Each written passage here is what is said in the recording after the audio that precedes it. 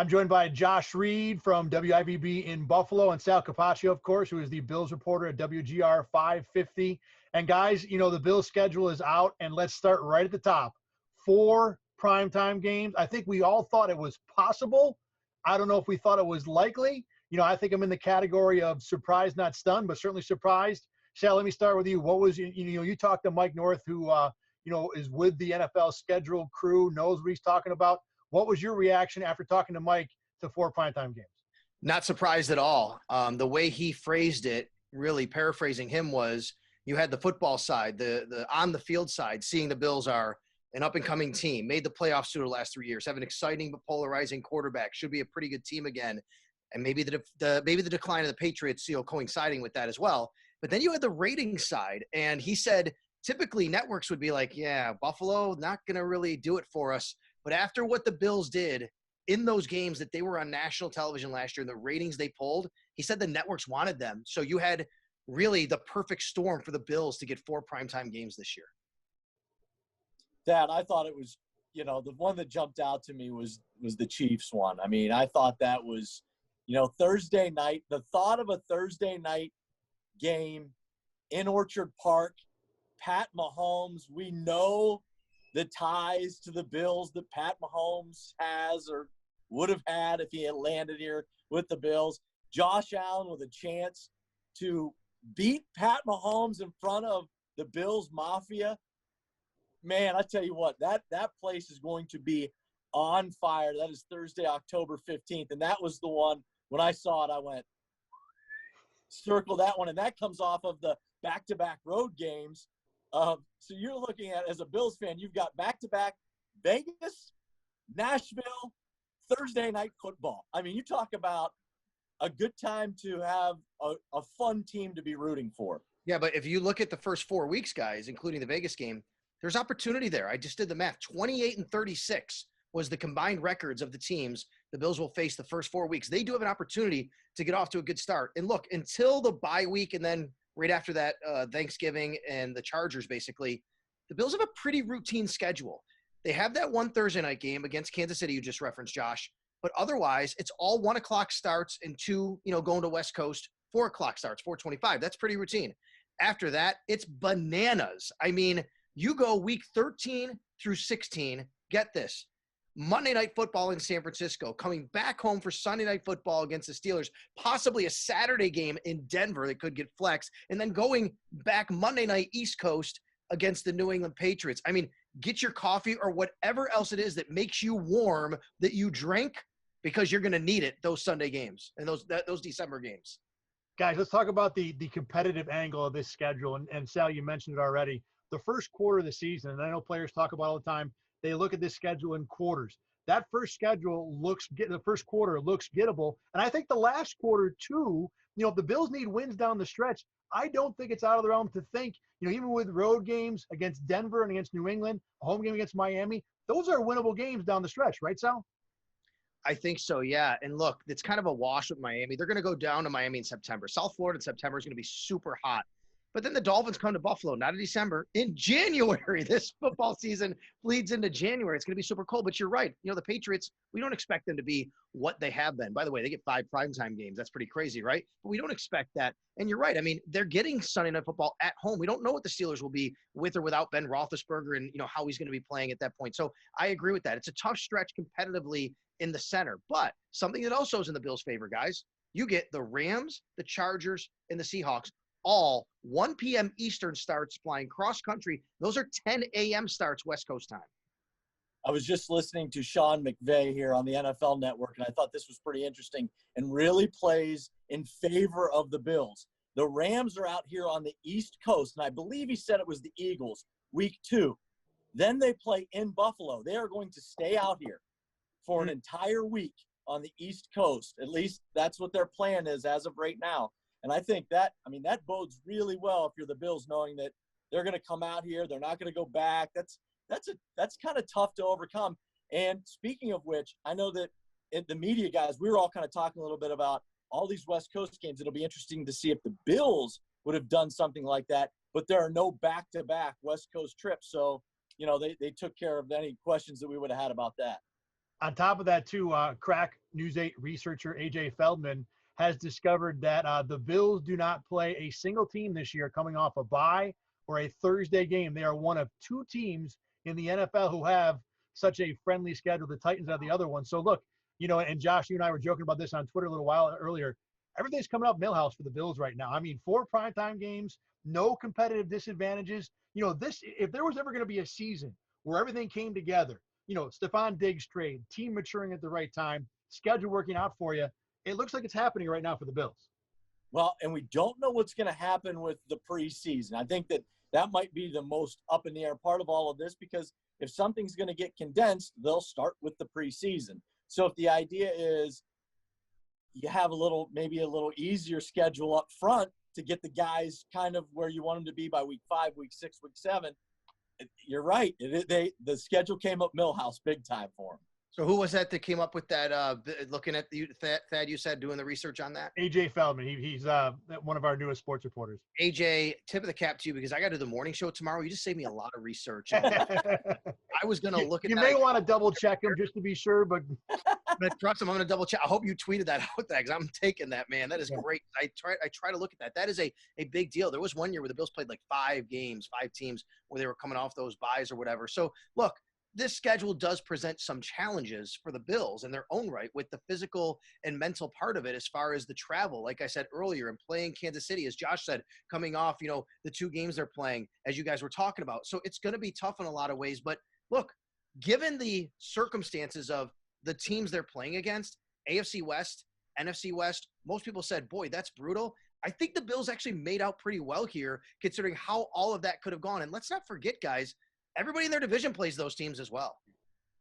Guys, I know the schedule. We talked about how good it is so far. And Josh, let me start with you. Is there a spot? Is there a 2-game stretch, or like you talked about back-to-back road trips? Is there some part of the schedule where you're concerned, maybe not the season goes downhill, but certainly where the Bills will be most likely to struggle? Yeah, my initial thought when I looked at it immediately was Tennessee, Kansas City, because they're going to go obviously from Buffalo out to Vegas, back to Buffalo, down to Tennessee. We know what type of team Tennessee is built to be. They are built to be that physical pound. And look, I mean, that's what the Bills like. They like to play that way too. But I mean, that's a lot of travel, and then to come back and play the exact opposite style of teams. Mm-hmm. Kansas City is not built to play that way. Kansas City is built to score 68 points and try to run up the score. So I think that Titans Chiefs kind of 2-game stretch there we're gonna really find out what they're made of. Yeah, and I'm going to take a look also a little bit after that. We don't know what the Patriots are going to be, but they could very well still be in the mix, especially halfway through the year. They could be a team that's right there. But you got the Patriots, and then you got the Seahawks, then you got to go out west of the Cardinals, who should be very improved, and then you got the Chargers after a bye week. So that could be a really tricky 4-game stretch for this team. And if they're not playing their best football, there are some pitfalls there. I agree with Josh. I think the toughest stretch, not only just Tennessee into Kansas City, but like you talked about earlier, Josh, you're talking about Vegas and then Tennessee. Those are the 2 longest back-to-back trips the Bills have, and then a short week against the best team in the league, the Super Bowl champs. That's the one that I look at and say, boy, I don't know how you pull out a win there, but the Bills at least will be home in front of their fans on a night game crowd, which should be crazy. Let me end on this with both of you guys. We talked about, the Bills as now a 4 primetime game team, potentially 5 national TV games if they get flexed to Saturday. Is this the official over-the-hump moment for the Bills? I mean, look, it's one thing to make the playoffs 2 years in a row. They did it both years as a wild card. Are they a different team now in the eyes of the league, or do they have to prove it? Do they have to take these 4 primetime games and look like a primetime team at least often enough to at least prove to the world that they have actually turned that corner? Go ahead, Josh. You want to take this? Okay, yeah. You know what? I think if, you look at those 4 games, and I think if they can go 2-2, let's face it, if they go 2-2, we all know what the viewership numbers are going to be, right? We know that the Bills fans are going to go click, and they're going to watch the entire game. And the viewership numbers are going to be through the roof, which at the end of the day, the league's going to look at that and go, sweet. So, as long as they're competitive, even if they do go 2-2, if you're the NFL, you're going, all right, hey, we put them on 4 times. They went 2-2, and we got huge numbers. To me, that's a win. Yeah, and let's remember, the Sunday night game could be flex if the Bills aren't playing well or the Steelers aren't playing well, something like that. But here's the thing. I think that they are now more of the hunted than they are the hunter, right? I mean, there are people that are expecting this team to be good. There are people that say, okay, Buffalo, like, okay, you think you've arrived? No, we're going to knock you down a peg. So I think there are more in that boat, but there are plenty of doubters still. There are plenty, especially because of the quarterback, right? Because of Josh Allen. There are plenty of people out there who say this team isn't that good, and they're going to show up on prime time, and we're going to see Josh Allen overshooting balls all over the place to John Brown and Stephon Diggs, and we're going to say, I told you so. Think about this for a minute, guys. This year, in this schedule, the first time since the year 2000 that the Bills had more than 2 scheduled primetime games. Now, last year, they had the one that was flex. They had Thanksgiving. I'm talking about nighttime, primetime national games. 20 years it's been since they even had more than 2. I went back and looked. The Super Bowl years, this is crazy. The Bills had 4 primetime games in 91, 92, 93, 95, 96, and there wasn't even Thursday Night Football back then, basically. All right, so that's the kind of treatment they're getting. And when you think about it on that stage, I'd say for sure that the league believes that they're right there, but there are certainly going to be a lot of skeptics and doubters. One last quick point there to Sal's point is the team that I think is going to come in to Buffalo and look to knock the Bills down a peg is going to be the Steelers. Because of what the Bills did in Pittsburgh last year, you better believe that they're going to ride in with the intention of, we're going to put you back in your place. They're going to come in with that mentality. They got to come in with Ben Roethlisberger, though, to really make that. Amen. Duck Hodges isn't going to cut it. Josh, hey, I know you follow the Jets closely from when you were young. Boy, they have another really tough start of the season this year. I don't know if you saw their schedule. I didn't study it yet. Go ahead. Last year, everybody's like, oh, my God, the Jets schedule, it's so tough to start. Look at this year's again. It's a really tough schedule again. Most of their really tough games, and they have a hard schedule compared to last year, just like the Bills do. But most of their tougher games are loaded up in the beginning. It looks like again. My goodness. So Bills, Niners, Colts, Broncos, Cardinals in the middle there isn't too bad. Actually, Sal, weeks 3 through 6 they go Colts, Broncos, Cardinals, Chargers. So gotcha. That's not bad. But the first 2, at Buffalo and San Francisco, I don't care where you're playing. Yeah, it's going to be rough. I mean, I think this division too, I wouldn't be surprised if the winner is 9-7, 10-6. Even the Bills could be 10-6 again this year and be a whole lot better team just based on the teams they're playing.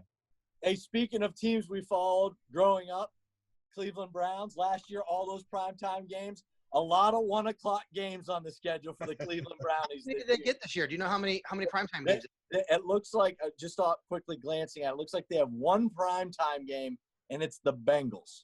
Oof. Wow. The Bengals have 2, Josh, by the way. The Bengals Joe Burrow, the Burrow factor.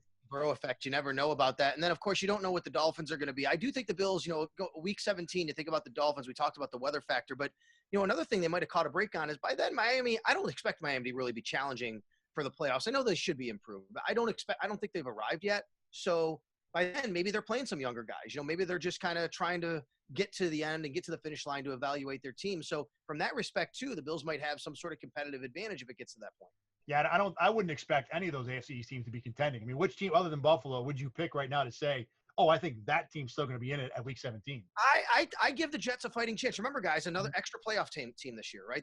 That's true. Expanded by 1 team. So I give the Jets a chance. I think the Jets are a pretty talented team. I don't love their head coach. I think they got some problems there. But, Sam Darnold, when he did play last year, and when he didn't have mono and played, he was pretty good. And I do think that they'll at least be afloat there. We'll see how it all turns out. But it should be really exciting. I mean, I think this is an exciting year for Bills fans.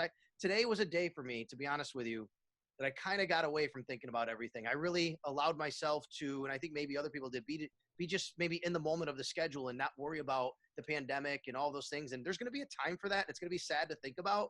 But today I just thought about football and packed stadiums and national TV, and that was pretty cool. I kind of actually avoided that topic purposely. Let's keep this one up. I mean, the whole schedule is up for the Bills. Let's keep it that way with this. So, Josh Reed, Sal Capaccio, thanks for joining me, guys. And as always, hope we can do this again in person come September. Me too. Absolutely.